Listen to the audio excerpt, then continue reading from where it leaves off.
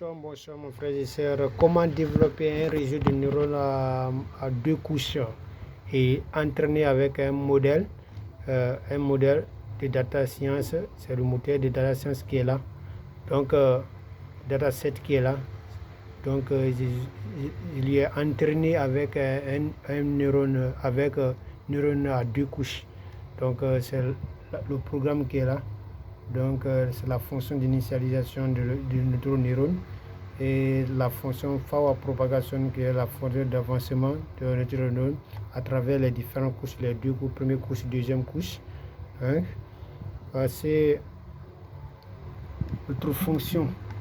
Voici la fonction, notre fonction log, qui est la fonction coût pour calculer les erreurs, permet de calculer les erreurs.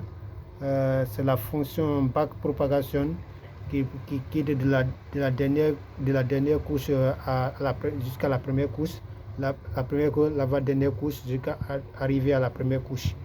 Donc c'est notre backpropagation, ça veut dire de la dernière couche jusqu'à la première couche. Ça veut dire de l'arrière jusqu'à la première, de la dernière couche jusqu'à la première couche. Donc c'est la fonction que nous avons fait en dit backpropagation.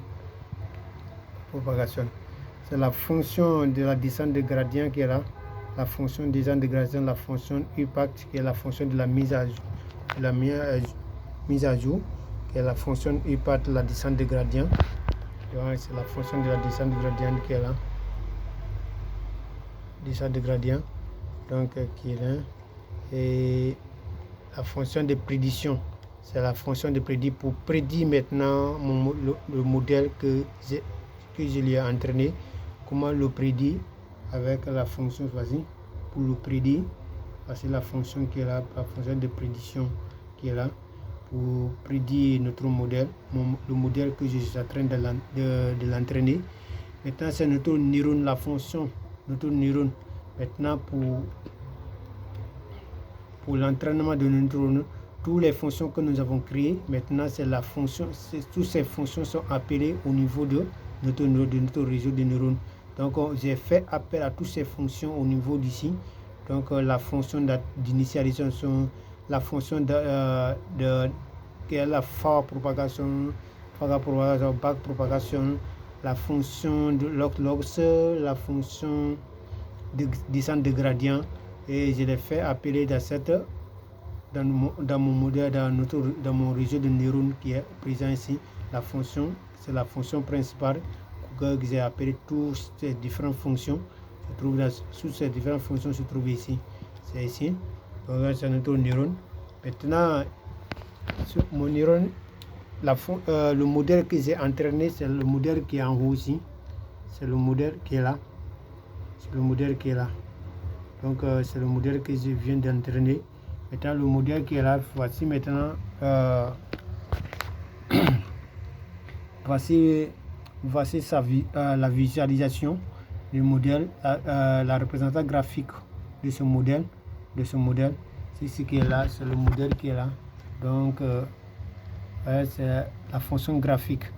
On appelle la fonction de graphique qu'on appelle Matplotlib. C'est la fonction pour la représentation. C'est ma fonction qui est là. Donc